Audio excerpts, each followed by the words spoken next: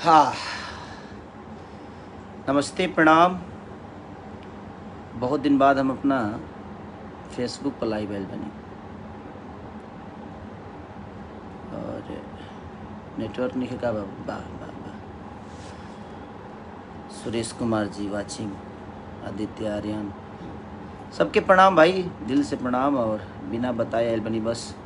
उपकार सिंह जी, गोलू, लभी भाई, कुशल, रवि दास, सबके ए कुमार, सोनू सिंह, सबके दिल से प्रणाम बा भाई। और आवे वाला साल के ढेर सारा शुभकामना रहो सबके कि जब साल बीतल एमे का भइल ना भइल सबके भूल जाए के जरूरत बा। और जौन साल बीतल है सबका खातिर बहुत बढ़िया रहल, केहू खातिर बुरा भी रहल। जौन बीत जाला ओकरा के बुरा ना बोलल जाला, बढ़िया चीज़ है। खास करके हमरा खातिर ढेर बढ़िया रहल। इतना डिस्टर्ब हम जी कोनो साल में ना रहनी, लेकिन ओकरा बावजूद भी वो लोग इतना प्यार और खुशी देनी कि हर चीज़ ट्रेंडिंग से लेकर आशीर्वाद से लेकर इंडिया के वाचिंग में हिंदी गाना ना रह के कम से कम 2 गाना हमनी के टॉप 10 में 2 गाना नथुनिया और कोको कोला के लोग शामिल कैनी।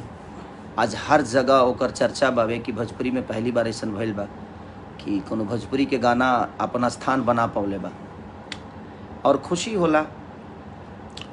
और सब गायकों लोग के भी हैप्पी न्यू ईयर। अब हम कुछ लोगों से पूछना एक बात चाहते हैं कि भाई हम ठीक है कोई गाना गाते हैं तो विवाद होता है, अब हम मुर्गो मुर्गी गा रहे हैं तो विवाद हो रहा है। अब ओकरा खातिर हम का गाई तू ही लो बताओ। कितना जना के दिमाग का तू लो राइटर राख बाबू, बढ़िया बढ़िया राइटर राख, बढ़िया बढ़िया राइटर रख के बढ़िया बढ़िया गाना लिख लो, गाव लो, भोजपुरी के बड़ा कर लो। अब एगो मुर्गी के पीछे पूरा भोजपुरी इंडस्ट्री पड़ गई बा। मुर्गी ना बुझाता जे लंदन से आयल कहनूर हो गई बिया। सच पूछे तो लंदन से कहनूरे लेके आए देखिए है कहनूर के तरस ले लेके आइले उड़ा दे। देखिए हमारे साथी, देखिए ये जो प्रणाम प्रणाम सबसे पैसा वाला आदमी यही है। ये हमारे रंजन भैया हैं जी, नमस्कार। और हमारे इधर नीरज रणधीर जी जो कि नेक्स्ट मूवी करने वाला हूँ, हमारे डायरेक्टर हैं, बड़े प्यारे डायरेक्टर लोग हैं। तो बस नए साल की ढेर सारी शुभकामनाएं आप सबको। देखिए सबसे बड़ी चीज़ जानते हैं क्या है, खेसारी लाल यादव विवाद में रहता नहीं है। लोगों को विवाद इसलिए करना है कि भाई खेसारी का ही नाम लेकर बड़ा होना है। प्रॉब्लम यहाँ है कि खेसारी को जब तक हम टारगेट नहीं करेंगे जीवन नहीं चलने वाली है। अपन तो कुछ चलत बा ना, तो इकरा के डिस्टर्ब करबो तो ई कुछ करी है। अरे भाई हम आजे से देखत नहीं हो, तारा लोग के ड्रामो आज से तो देखत नहीं कि हम डिस्टर्ब हो जाए। हाँ, हमारे चैनल थोड़ा सा डिस्टर्ब भइल बा कि क्रिसमस के छुट्टी बावे अमेरिका वगैरह में, और सारा कुछ अपडेट वही से होला।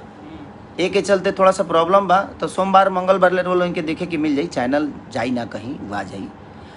तो और जितना लोग हमारे से जुड़ल बा तनी शेयर लगा दे लो बढ़िया से, तनी प्यार आशीर्वाद यही रउआ लोग हमारे साथे बानी ना, तो बाकी लोग तो कोनो दिक्कत नहीं है। अब बाकी लोग कितना साथ देला रउआ लोग ही जानता नहीं, बाकी लोग साथ ना देला। तू लोग जितना हमारा फेरा में बा रहो उतना अगर अपना फेरा में रहता तो शायद कुछ कर जैता। हम केहू के फेरा में रही लेना आ कितना जना के लागत है जे हमार कुछ गाना का दुनी पैसा लगा के बढ़ावल जाला। आए वाह बाप रे, पैसा तू ही लगावे लगा, तोहरे घर से आवेला, ओरिजिनल व्यू होला इनकर। बाप रे बाप, गजब इनकर व्यू भागत है। तहार तो व्यू इतना भागत है ना बाबू, इतना धरती पे बाजत नु कि हम धरती कई जगह तो धरती फाट गइल है। कान हमनी को बंद कर कई जगह तो हम देखनी दरार पड़ल दानवा के धमक से। गजब भाई, इतना दिन जे यूट्यूब ना रहा ओ दिनों खेसारी अलगे रहले लोग के प्यारे के वजह से। तो लोग जरा के प्यार करल ओकरा के तार लो। अब एगो मुर्गी के पीछे तू लोग पड़ गई, जब तक लोग मैंने लात बचौनी ना काट देबा नु तले मुर्गी अस्थिर ना रही। अपना लगे कुछ नहीं खे, ओकरो के गावे के कोशिश कर लो, नया नया वैरायटी दलो जीवन में। राइटर बढ़िया बढ़िया रख लो, चोर सन के रख के भी मतलब कि तू लोग चोर हो जाता रहो ना नु कल जाला। इसे पागल हो लो है। बढ़िया से लिखवावा लो, बढ़िया से काम कर लो। केहू रोकले बा, केहू के रोके जाता ना। लेकिन एगो मुर्गी के पीछे पड़ल बड़ल बे, मतलब के लागत है कि नया साल में इतना निमन को मुर्गी आयर ना लसिया। मैंने ई मुर्गी ना कहनूर को दिले बड़ल एकरा के, केहू मुर्गा ह तो केहू मुर्गी ह, का ह? सोच सोच बदलिए आप लोग। और के कहाँ से वीवर भागता, कैसे भागता, नइखे भागत, इ तरह से पूछ के केहू भगाई ना। हर आदमी के अपन विजन होला, तोहरो विजन बा, उनकरो विजन बा, जे भी कलाकार बा, सब लोग के विजन बा भाई। आप अपने विजन को लेकर चलिए, किसी के पीछे पड़ने से अच्छा है कि आप अपने करियर पे ध्यान दीजिए। आज तक ले तू लोग नए बड़ो काहे भाई, ये बतिया कह दे तो बुरा लग जाए सबके। हम केहू के पीछे पड़ी ले ना, हम अपन काम करी ले, हम कामे करके यहाँ तक ले पहुँचल बनी, हम केहू के पीछे पड़ के नहीं की पहुँचल। ठीक बा जिंदगी में। और तो दिल से प्रणाम है। और हमारे दिनेश लाल भैया भी जुड़े हुए हैं, दिनेश भैया को प्रणाम और दिल से प्रणाम कि आप ऐसा ही आशीर्वाद अपने छोटे भाई को देते रहिए। और जो भी देख रहे हैं सबको दिल से प्रणाम कि आप लोग हमें इतना मोहब्बत और प्यार देते हैं। और मैं यही कहना चाहता हूं कि नए साल की ढेर सारी शुभकामना आप सबको, और जो बीता उसको भूल जाइए। और मैं सारे अपने कलाकार बंधुओं से भी कहना चाहता हूं कि अगर आप अपने भोजपुरी किसी भी कलाकार को टारगेट करते हो तो आप अपने भाषा को टारगेट कर रहे हो, किसी पर्टिकुलर कलाकार को नहीं कर रहे हो। आप लोग बेहतर करिए, हमारी शुभकामना है। हमसे जो आपको मदद चाहिए आप हमें बोलिए कि हाँ भाई जी हमें ये मदद चाहिए, हम सब मिलकर एक दूसरे को बड़ा करें। तो एक काम अगर मैं देखिए विवाद में लाना हो तो मैं अगर भैंसा भैंसी भी गाऊंगा तो विवाद में आ जाऊंगा, क्योंकि आप लोगों को एक ही काम करना है कि खेसारी को डिस्टर्ब कैसे करना है, खेसारी को नीचा कैसे दिखाना है, कि खेसारी को नीचा कर दें। हम मत करिए, आप अपने भाषा को नीचा कर रहे हैं। एक पर्टिकुलर खेसारी माने खेसारी से भोजपुरी है कि भोजपुरी से खेसारी बढ़े, तो आप लोग कोशिश करिए कि भोजपुरी को और हम सब भाई मिलकर बड़ा कैसे करें। एक आदमी को कैसे नीचा दिखाना है, ये कर देना है, वो कर देना है, कि खेसारी कुछ गई है तुमकरा के विवाद में, ओकरा के उल्टा सीधा जोड़ के ओकरा के विवाद में लिया दे के बा। हम मनोरंजन करते हैं भाई, मनोरंजन का कोई शब्द नहीं होता, मनोरंजन की कोई जात नहीं होती, मनोरंजन का कोई धर्म नहीं होता, कोई मजहब नहीं होता। मनोरंजन तो जो कान को अच्छा लगता है चाहे जिस भाषा का हो। अब बताइए पुष्पा का 4 गाना टॉप 10 में था, तो हमारे भाषा का चीज़ नहीं था, लेकिन वो लोगों के कान को अच्छा लगा और वो बड़ा खूबसूरत हो गया और पूरी दुनिया ने उसको इतना सारा प्यार दे दिया। तो मनोरंजन का कोई समझ लीजिए कि भाषा नहीं होता है, मनोरंजन तो मनोरंजन होता है, संगीत तो संगीत होता है, संगीत का कोई भाषा नहीं होता है। हम उस संगीत को किसी भाषा में बदल देते हैं, वो हमारा अपना टैलेंट है। और हर भाषा का एक संगीत हो जाता है कि ये भोजपुरी है तो ये मराठी है तो ये चीज़ है। संगीत का कोई भाषा नहीं, 7 सुर सब में होता है भाई। तो मैं अपने भाइयों से यही बोलना चाहता हूँ कि भाई मेरे, जितना आप लोग मुझे पीछे करने की कोशिश करिएगा और मेरे हर शब्दों को विवाद में लाने की कोशिश करिएगा। अच्छा ये बताइए, अब हम मुर्गी का भी नाम ना रखें, का करी हम? तो कल तो हम भैंस पर गए तो तू लोग भैंसों के फेरा में पड़ जीब, कल अगर हम बकरी पर गए तो बकरियों के फेरा में पड़ जीब। का करिए अब हम, का गई? अब तू लोग कह दे का गई हम, वाह ये कौन डरामा मर दे। आप लोग अपना गाइए ना भाई, किसी को गाने दीजिए, आप भी गाइए और भोजपुरी भाषा को बड़ा करिए। आज भोजपुरी भाषा का 2 गाना कोको कोला और नथुनिया टॉप 10 में था, तो उससे किसका गरिमा बढ़ा? हमारे भाषा का बढ़ाना कि वहाँ भोजपुरी को प्राथमिकता दी गई, भोजपुरी को स्थान दिया गया और लोग बोले कि भोजपुरी के भी 2 गाने हैं, ये नहीं कि खेसारी के गाने हैं, वो भोजपुरी के गाने थे। और मुर्गिया नंबर 1 ट्रेंड करके बताइए, शाहरुख जी की फिल्म के गानों को पीछे करके और मुर्गिया नंबर 1 पे रहा और मुझे लगता है 3 दिन लगातार रहा। तो ये तो मेन ट्रेंडिंग में, तो वो कहीं ना कहीं भोजपुरी भाषा रहा ना कि 5 करोड़ 6 करोड़ के गाने के 10-10 करोड़ के गाने को पीछे करके और हमारा 10 लाख 15 लाख का गाना आज नंबर 1 ट्रेंडिंग पर रहा। तो ये किसका उपलब्धि है? ये भोजपुरी समाज की उपलब्धि है, ये हमारे लोगों की उपलब्धि है, हमारी श्रोता की, भगवान की उपलब्धियाँ हैं कि आप सब इतना प्यार देते हैं। और दढ़िया को भी बहुत जल्दी आप लोग को प्लेटफॉर्म पे मिल जाएगा, क्योंकि थोड़ा सा क्रिसमस का छुट्टी की वजह से और हर प्लेटफॉर्म पे है। आप लोग रील और बनाइए और बहुत जल्दी एक और बेहतरीन गाना मैं दढ़िया से भी ऊपर छोड़ने वाला हूँ अपने खेसारी म्यूजिक वर्ल्ड पे, और आपको देखने को मिलेगा। और मुर्गिया को थोड़ा सा और ट्रेंड कराइए। आज अगर मुर्गिया ना रही तो कलाकार लोग के लगे गायकी ना रही। मुर्गिया आके कई जना के जिया देहलस मुर्गी नहीं खे भाई, मुर्गी नहीं अरे दादा, लंदन के कहनूर हो मुर्गी वो ऐसा मुर्गी भी है जो मैं कहनूरे अंडा दे दिले भी है ना। अरे जालो कहिया अपना फेरे में रह बोलो हमरा के छोड़ के अपन दे अपन नहीं चलो हैं का यार तारू तो पेड़ देले बड़ो। जीवन में आदमी नहीं बने के माने खेसारी से ऊपर नहीं बढ़े के आगे आगे अभी नहीं आवे बराबरी के खाली करे के बा। खाली खेसारी के पीछे, खेसारी के अगर ध के चल बलो तो शायद तू आगे बढ़ जीबो, एगो तो ना बढ़बो क्योंकि पीछे का क्या बढ़ जा रहा है, क्योंकि पीछे करके इंसान आगे नहीं बढ़ता है। अपने आप को आगे कर दीजिएगा तो दुनिया अपने आप पीछे हो जाती है। तो कोशिश खुद को बड़ा करने की करिए, ये नहीं कि आप कोशिश ये करिए कि जो आगे है उसको पीछे खींच दे, नहीं, उससे पीछे नहीं करिएगा उसको, क्योंकि उसके अंदर वो पावर और ताकत और क्षमता है कि वो अपने आप को यहाँ तक पहुँचाया है। तो ऐसे पागलों की तरह नहीं पहुँचाया, वो चिरकुट बिटोर के नहीं पहुँचल हमें जी। हम पढ़ल ना ही लेकिन चढ़ल हई, हम पढ़नी ना लगी खाली चढ़नी, ऐसे जो हमारा काम करे आवेला हम कामे कल चाहता नहीं भाई, हमारा पीछे मत पड़ा लो।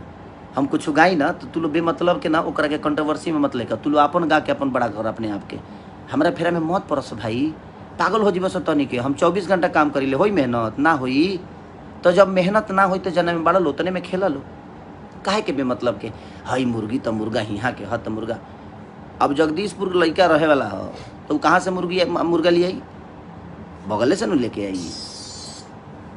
कलाकार का कोई पर्टिकुलर जिला होता है नहीं, हम सब जिला के लोग हैं, हम सब जिला के लोग प्यार करते हैं, सब जिला के लोग हमें सम्मान करते हैं। वो तो एक मनोरंजन के तहत पे चीज़ों को किया गया है और आप उसको कंट्रोवर्सी कर रहे हैं। आप लोग जानबूझ के कंट्रोवर्सी और खाली खेसारिये पे होला, बाकी लोग ना गवे हैं। खेसारी कुछ गा दी है तो ओकरा के माने गलत साबित कऽ देवे के बा, ई तारा लोग के दिमाग में बजे खेसारी कुछ गा बस वो गलत साबित ओकरा के करे के बा, चाहे वो जाओ ना विधि हो जाओ, कौनो बात ना क के देखा लो। इतना दिशा तो करते बड़ा लोग कुछ उखड़त तो बाना, आगे भी ना उखड़ी हम जानत नहीं। ऐसे हमारा काम करे वाला मेहनत करे वाला और हम मेहनते के भरोसे अपना जीवन के चलाइले और अपना जनता के भरोसे चलाइले और जनता के प्यार हमारा मिलत रहेला। तारा लो से हमारा कोनो लेने नहीं है, 2 4 5 10 जना से कुछ उखड़े के बा ना, ऐसे जो प्यार करे वाला हमारे अरबों में बाड़े, तो तारा लोग के बस की बात नहीं है। तो एक के ध्यान दलो, आपन गावलो, आपन चीज़ करलो। एगो चीज़ के छोट छोट मुर्गिया एगो मुर्गी के पीछे पड़ के जब तक ले ओकर माने ओकर लाद पचौनी ना काट देवलो तो ले तुलो अस्थिर ना हो। अरे का कुछ बेहतर सुनना चाहती है, खेसारी मुर्गी गा दिए ना, आप कुछ बेहतर करिए कि समाज को कुछ बेहतर गाने मिले। नया साल के और भी वैरायटी हो सकती है। अब एक ही के पीछे आप लोग पढ़ेंगे ना तब समाज को बेहतर चीज़ नहीं मिलेगी, लोगों का इंटरटेन बेहतर तरीके से नहीं हो पाएगा। तो हर आदमी अपनी अपनी चीज़ों को गाए तो शायद बेहतर होगा। अब फुर्दुगी गा बोलो तू लो, कौआ कौआ हुआ चाहे कोयलर हो कुकू करो, हाँ ई सब गाव लो। अब चिड़ई के कमी बावे, बकरी बढ़ले बड़ी से वो तो कटैबे करे सब, मैनी बिया गौरैया मैनी चिड़ई बकुला उकुला देख लो, बकुलो एक घड़ी गेहूं के खेत में आवेला सा, चाहे मूसरी पर गाव लो, मूसरी भी ठीक रहे से ना जी। मूसरी बहुत जानवर बड़ा सा, एगो मुर्गी खेसारी का उठा ले कृष्णा बेदर्दियों करे के पिरो दे ले। अब फेरा में पड़ल बोलो कि ना जले मुर्गी के एकदम पाँख ना नोच दे बोलो तू लो, गोड़ी ओड़ी सब खा जलो कर का कहल जाओ। जय हिंद, जय भारत, हैप्पी न्यू ईयर। नए साल की ढेर सारी शुभकामना आप सबको कि ऐसे ही ऊर्जवान अपने खेसारी को रखिए और रहिए। हम बस मनोरंजन कराना जानते हैं और हमें बस मैं अपने भाइयों से, उन कलाकार बंधुओं से, कुछ यूट्यूबर भाइयों से बस यही रिक्वेस्ट करना चाहता हूँ कि आप भोजपुरी के बारे में सोचिए। हम सोच रहे हैं, कोशिश कर रहे हैं, आप भी सोचिए। हम एक दूसरे पे ब्लेम लगाकर, एक दूसरे को गलत ठहराकर, एक दूसरे को गलत साबित करके हमें कुछ नहीं मिलने वाला। हम एक दूसरे को तारीफ करके शायद सोशल साइट पे एक दूसरे को बड़ा कर सकते हैं। कोशिश हमें ये करना चाहिए कि अगर खेसारी, मान के चले खेसारी को कल कुछ हो गया, चाहे खेसारी भोजपुरी छोड़ दिए, किसके बारे में बोलिएगा, तो इसको इतना बड़ा कर दीजिए कि कम से कम इसके बारे में दुनिया भी बोले, हम भी बोले। तो अपने बेटा को हम लोग भी नहीं बोलते जब हमारा कोई नहीं उठाया। हाँ, हम भी नहीं बोलते, हम काहे बोलेंगे भाई, किसी को नहीं बोलते, काहे बोले जब हम। लेकिन कोनो बात ना, जवान हम गावतनी तौने के पीछे आप लोग नया करिएगा ना तो समाज को बेहतर चीज़ें मिलेगी। तो आप कोशिश करिए कि नया किया जाए भाई, सब भाई मिल के, और सब लोग मिल के बड़ा करें भोजपुरी को। सिर्फ एक माने खेसारी से भोजपुरी बा ना, खेसारी से भोजपुरी नहीं, भोजपुरी से खेसारी है। तो हमें भोजपुरी को बड़ा करना है। आज भोजपुरी समाज ने मुझे बनाया है ना, तो हमें भोजपुरी समाज के लिए सोचना पड़ेगा ना, बेहतर बेहतर मनोरंजन दें हम। वो मायने नहीं रखता है कि कौन चीज़ कहाँ का है, कैसे है, लेकिन हमें मायने ही रखता है कि हमारा भोजपुरी कितना। आज नंबर 1 ट्रेंडिंग किया, पठान जैसे मूवी के गानों को पीछे करके नंबर 1 गया, तो कहाँ कौन गया? मैं थोड़ी गया, नहीं, वहाँ भोजपुरी समाज गया, हमारा भाषा गया। तो ये गर्व की बात है, हमें सबको गर्व करना चाहिए। आज सारेगामा हम भोजपुरी ने अपना ऊर्जा लगाया, हमने लगाया, सब भाई ने मिलकर, चाहे वो हमारे म्यूजिक डायरेक्टर कृष्णा बेदर्दी हो, राइटर हो, कंपोजर हो, सारा कुछ उस गाने के यही है। हमारे सब हम पूनम दुबे से लेकर संजय से लेकर हमारे जितने भी उससे जुड़े हुए लोग हैं, सब लोगों ने, बद्री झा जी से लेकर हमारे सारेगामा के में सब कुछ करने वाले विक्रम जी, तो कहीं ना कहीं प्यार करिए, प्यार आशीर्वाद दीजिए कि भोजपुरी बड़ा हो। हम कहिए कहीं तरह लोग कि भोजपुरी के बारे में बोला लो, भोजपुरी के बड़ा कर लो। तू लोग बेमतलब के खाली खेसारी के पीछे पड़ के खुद के छोटा बना देता रह लो। खेसारी से दुनिया थोड़ी बा, खेसारी के ऊपर भी जाए के बा। तू लोग और आगे बढ़ा, हमारा खुशी हो यार। ऐसा थोड़ी बा, मैंने हमारा अलावा कुछ सोचे के नहीं के तरह लोग के सोचा लो, अपनों बारे में सोचा लो, अच्छा लगी, बेहतर कर लो। और हैप्पी न्यू ईयर भाई, जितना भी हमारे कलाकार बंधु बड़े ओकरो के ढेर सारा शुभकामना कि नया साल में कम से कम अपने आप के सब लोग बदलो ना। कुछ कहबा का जी, सबको प्रणाम। और नया साल आ रहा है और आशीर्वाद ऐसी बनाए रखिए हम लोग पे, दोनों भाई पे, हमारा जितना भी टीम है। और आप लोग के आशीर्वाद से हम लोग चलते हैं और आगे भी आप लोग दुआ कीजिए। एक से और एक मुर्गी मनोरंजन कराएंगे। अभी बकुला उकुला भी आएगा मुर्गी के बाद। थोड़ा सा रह दिया लोग करेजी करेजी छोड़ दिया सर बाबू, करेजी फैमिली को मेरा लाइन रहेगा। चलिए हैप्पी न्यू ईयर और ढेर सारी शुभकामना। आप लोग अपना प्यार और आशीर्वाद ऐसे ही हमें देते रहिए कि हम ऐसे ऊर्जवान होते रहें और आप सबकी मोहब्बत के लिए हमेशा काम करते रहें। Love you.